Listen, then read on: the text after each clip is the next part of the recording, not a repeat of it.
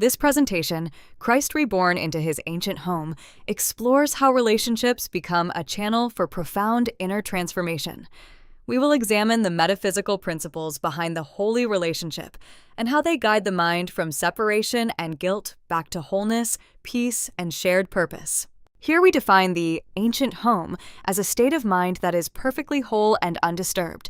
At its center is the altar, the dwelling place of the Creator and all creations. Heaven is not a location, but an awareness of total oneness, where nothing exists outside this unity and nothing separate remains within. This slide maps the ego story of separation in 3 steps.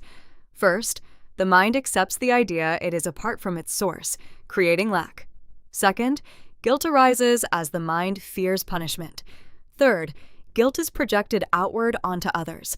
This projection hides Christ and makes our true home seem like exile. In the special relationship, 2 egos are chained by mutual blame. The goal is to avoid facing one's own guilt by focusing on a partner's perceived faults. The mechanism is displacement and sacrifice.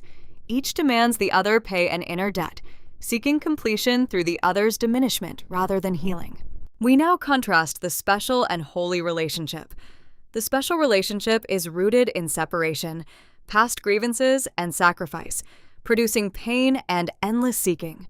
The holy relationship is anchored in the present, extends faith, recognizes inherent guiltlessness, and opens into reality, peace, and a sense of completion.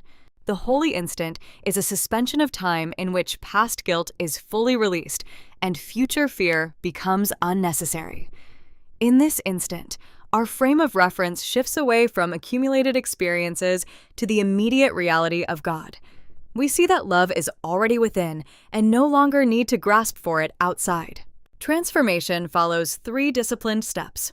First, we look directly at the illusion, acknowledging the darkness in the special relationship.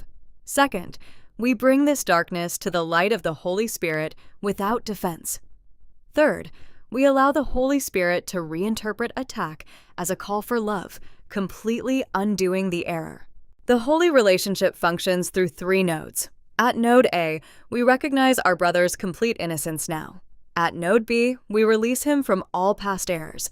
Node C is the shared light that emerges. By accepting another's guiltlessness, we perceive atonement in him and simultaneously claim it for ourselves.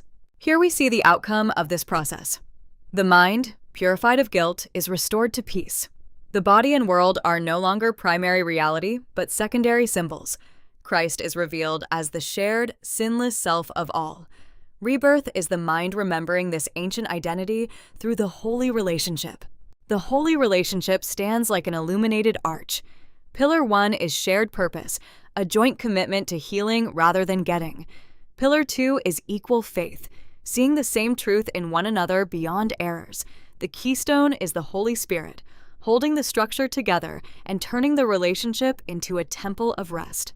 Healing naturally extends outward in widening circles. Partners joined in a holy relationship become a center from which forgiveness radiates to friends, family, and even perceived enemies. The circle of atonement is fully inclusive.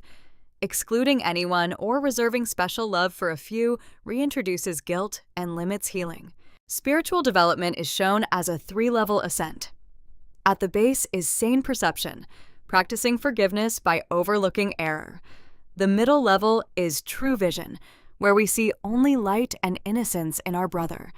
The summit is knowledge, the direct, unmediated experience of God, beyond the need for learning. This synthesis links our key themes. We move from the special relationship of isolation and demands through the holy instant that brings darkness to light into the holy relationship grounded in shared purpose and the circle of atonement. By fully forgiving one brother, we open the pathway back to the ancient home. We conclude with the purpose of the holy relationship, to demonstrate that sin is impossible and guilt has no real foundation. The ancient home was never lost, only obscured. As we recognize our brother's perfect innocence, Christ is reborn in us, and heaven's approval rests quietly on this shared awakening.